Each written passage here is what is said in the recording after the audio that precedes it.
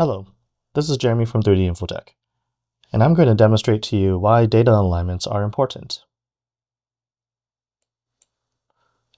I have a PolyWorks inspector project that already has my CAD model imported, my scan data, an alignment history, and a color map. And my color scale is already set to my tolerance of plus and minus 10,000ths of an inch. And you can see, for the most part, my part is within tolerance. However, you'll notice that I'm in my best fit alignment. And PolyWorks is distributing the error across my CAD model as best as possible.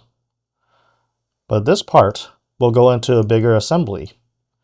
And you'll see how my part is supposed to rest in the assembly, where it's supposed to rest against Datum A, pinned in Datum B, and one more pin at Datum C. My best fit alignment doesn't really represent how my part would be resting the assembly.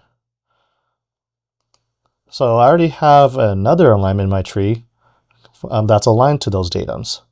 Let me go ahead and activate that. And you'll see my part is deviating differently because my data is aligned to the model differently.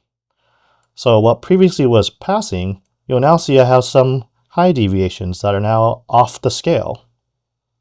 So this is just an example of why data alignments are important. Thank you for watching.